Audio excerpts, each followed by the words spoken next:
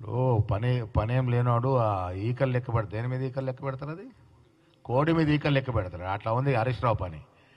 కోడిగుడ్డు మీద ఈకలు లెక్క పెడుతున్నాడు.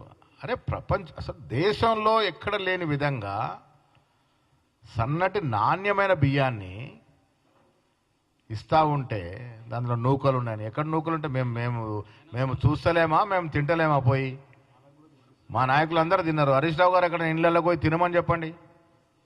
రోజు 5 స్టార్ హోటల్లో తినే బదులు ఏదైనా బీదోడి ఇంటికి వెళ్ళి తినితే, భోజనం చేస్తే హరీష్ రావుకి తెలుస్తుంది ఆ సన్నబియ్యం నాణ్యత ఎంతో. ఎక్కడ కూడా కాంప్రమైజ్ లేదు సన్నబియ్యంలో. మేము దోబూచులాడే ప్రశ్నే లేదు. బియ్యం విషయం వచ్చింది కాబట్టి చెప్తా ఉన్నాను. కేసీఆర్ కుటుంబ సభ్యులు రైస్ మిల్లర్తో కుమ్మక్కై దొడ్డు బియ్యాన్ని సన్న బియ్యం చేసి కొన్ని వేల కోట్లు దండుకున్నటువంటి పరిస్థితి ప్రజలకు తెలియదా? ఏమైంది? ఉచిత బియ్యం పంపిణీ ఎడిపోయింది. దొడ్డు బియ్యం సన్న బియ్యంగా మారి ఎక్స్పోర్ట్ అయిన సందర్భాలు మర్చిపోయినామా? తెలంగాణలో రైస్ మిల్లర్లు ఏ విధంగా దీన్ని స్కామ్ చేశారో మర్చిపోయినామా?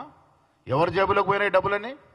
కేసీఆర్ కుటుంబ సభ్యుల ప్రమేయం వల్ల, ప్రమేయంతోనే రైస్ స్కామ్ జరిగింది. లక్షల టన్నుల దొడ్డు బియ్యం బయటికి పోయినాయి. అన్నిటి మీద విచారణ చేస్తాం.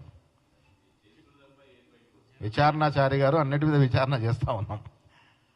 ఇంకా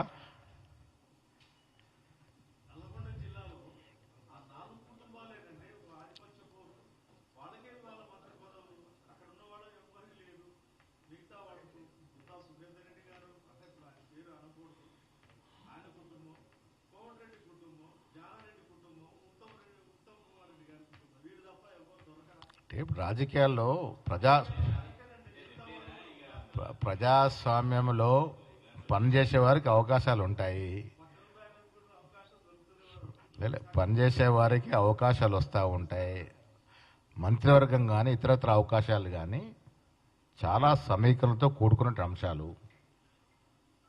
రీజనల్ చూడాల్సి వస్తుంది, జిల్లాల వారిగా చూడాల్సి వస్తుంది, కులాల వారిగా చూడాల్సి వస్తుంది. ఇవన్నీ కూడా చాలా సమీకరణతో కూడుకున్నటువంటి వ్యవహారం మంత్రివర్గ విస్తరణ. ప్రజాక్షేత్రంలో పనిచేసేవారు ఒక కుటుంబంలో ఒక సభ్యుడు ఉండి ఇంకో సభ్యుడు రాకూడదని లేదు. ప్రజల మన్నన పొందినప్పుడు ఎంతమందిని రావచ్చు. బట్ అవకాశాలు ఎంతమందికి ఇవ్వాలి, ఎవరికి ఇవ్వాలన్నది సమిష్టిగా నిర్ణయిస్తాం.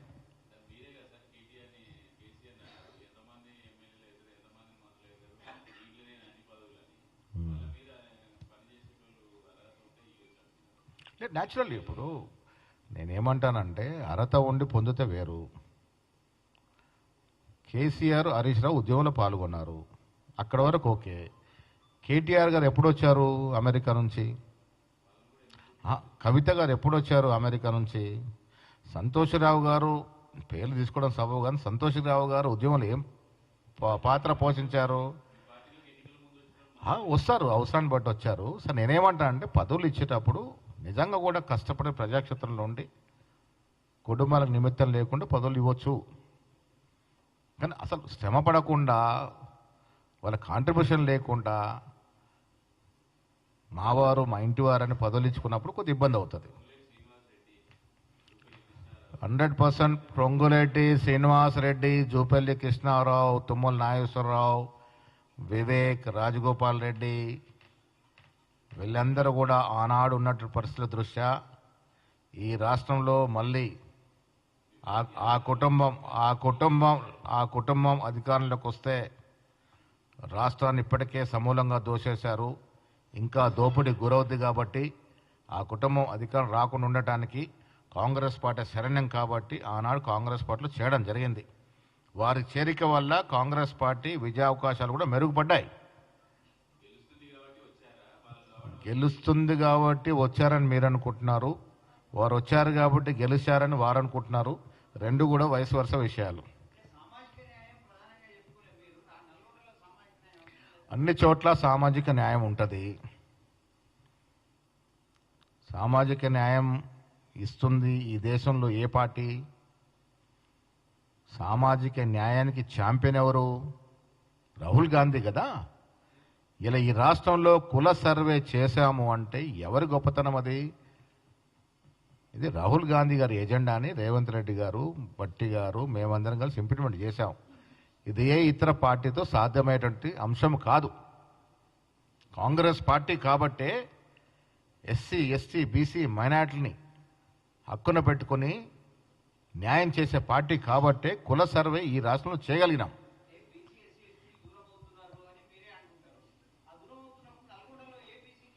ఎవరన్నారు దూరం అవుతున్నారని? దూరం అవుతున్నారు మేమేమనలేదే. ఇవాళ ఎస్సీలు, ఎస్టీలు, బీసీలు అందరూ కూడా మా ఎంట వస్తున్నారనే కదా. ఇలా ప్రతిపక్షాలు, ప్రతిపక్ష పాటు కొంతమంది మీలాంటి వ్యక్తులు కూడా మా మీద కథనాలు రాస్తున్నారు కదా. బీసీలు ఇవాళ మాతో ర్యాలీ అవుతున్నారని కదా బీజేపీకి బాధ. ఇలా బీసీలంతా కూడా రాహుల్ గాంధీతో మమేకం అవుతా ఉన్నారు. బీసీలంతా కూడా, ఎస్సీలు, ఎస్టీలు, మైనార్టీ అంతా కూడా రాహుల్ గాంధీ అనుసరి